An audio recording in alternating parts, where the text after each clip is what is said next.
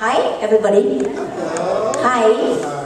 It's been some time, some time ago. When Brian says that you are very blessed here in America, he's not joking. Now that I'm here, I want to reinforce what he said. You are very, very blessed. If you come from Singapore, you will know how blessed. If you've been there a little while, you will know how blessed you are over here. You can buy land. You can buy a car at 20,000. A car like that will cost about 100,000 back in Singapore. A house, there's about 200,000, will be a couple of millions. Yeah, not kidding. And it's impossible to have land. It's next to impossible for 90% of the people in Singapore. Everybody live in a high rise. That's why everybody is so, they're going so crazy about my Facebook posting about the land that we have in the backyard. Because it's something that is unimaginable, impossible in Singapore. So you are truly very blessed. And of course, the next thing is the blessedness is in the shopping. We'll talk about that. We'll talk about that another time. Because I can go on and on. And I only have 7 minutes. Okay, today I'm going to share with you from Psalms 37, verse 4. Do you know that psalm? Delight yourself in the Lord, and He will grant the desires of your heart. Or what does that mean?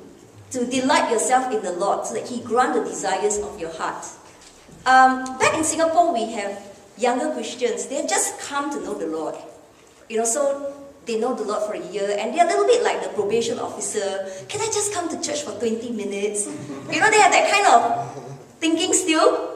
And then after that, they come and they tell you, they say, how come my life is not what I want? How come God is not giving to me what I'm asking? How come I ask for a better job and I'm not getting it? How come I desire for this and I'm not getting it? And the Bible tells us that He grants the desires of our heart. And I always have to remind them, there is a condition to God granting the desires of our heart. And that condition is the first part. Delight yourself in the Lord. Delight yourself in the Lord.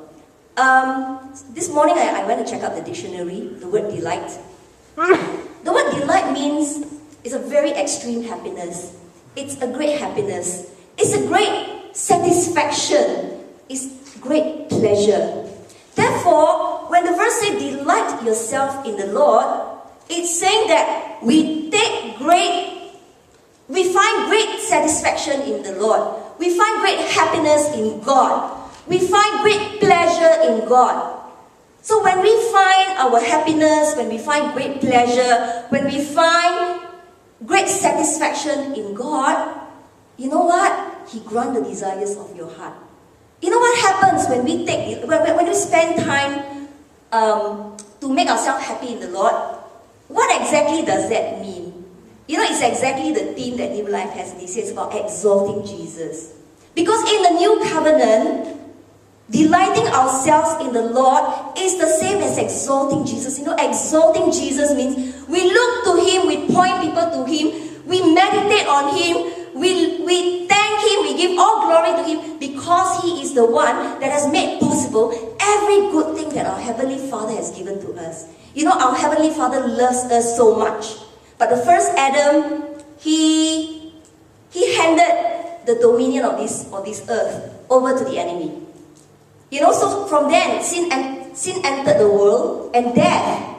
And all of the Old Testament is God's dealing with His people. The people are rebellious, sinful. That sinful nature is so strong in people. And God's redemption plan is found in Jesus. He came. He is the way, the truth, the life. He came, He went to the cross to take away our sins, our rebellion, our willfulness. Whatever that is of the flesh, He came to the cross to take it upon Himself at the cross. And in return, He gave us His nature, which is the righteousness of God. So that today, all of us who are in Christ, we can truly call ourselves the righteousness of God in Christ. Can all of you turn around and say, you are the righteousness of God in Christ?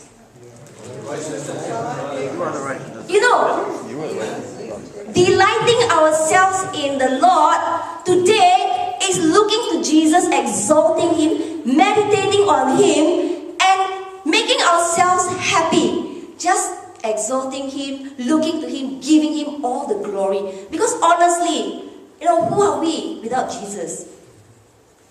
What can our minute brain do? When we are younger, we thought we can do so much. We thought we were invincible. We thought, we are so smart, we are so intelligent, the world is our oyster. And then as you go through life and you experience more of the hard knocks of life, then you realize that actually, there's not much really that we can do as human beings. Quite often, we come across situations, I'm sure that many of us here, we have come across situations that's totally outside of our ability to do anything about.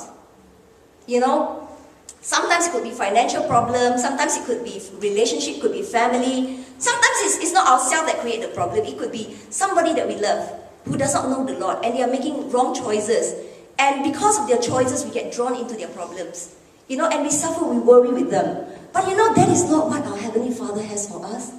The kingdom of heaven is not in drinking and eating, but it is righteousness, peace, and joy in the Holy Spirit. And Jesus is the Son of God that came to die on the cross to bring us the kingdom of heaven, the righteousness, the peace, and the joy that God has for us. I could go on and on and on for 7 hours, but I only have 7 minutes. But I want to end off with this, that the more we delight ourselves in the Lord, He's going to transform our hearts. He will transform us so that we begin to desire the things He desires. So that our desires begin to align with what He has for us. Jeremiah 29:11 tells us, I know the plans I have for you. They are not plans to harm you. They are plans to give you a hope and a future. So God, our Heavenly Father, has a wonderful, wonderful plan for each and every one of you here. Every single one of you. You are significant in the eye of God. And He has a wonderful plan. You have not seen anything yet. You have not seen anything. Mervyn and myself, we also realize that actually we are just starting out. We haven't seen anything. Because the more we go into the world, the more we see, and the more we see, the more we realize we have not really seen anything. So God, He has a wonderful plan for each and every single one of us. Ephesians 2:10 says, we are the workmanship created in Christ Jesus for good works that God has planned for each one of us. And the more we delight ourselves in the Lord, the more our desires will align with His plans for us. And when that happens, He grants, He will make sure that our desires come true. Amen? Amen.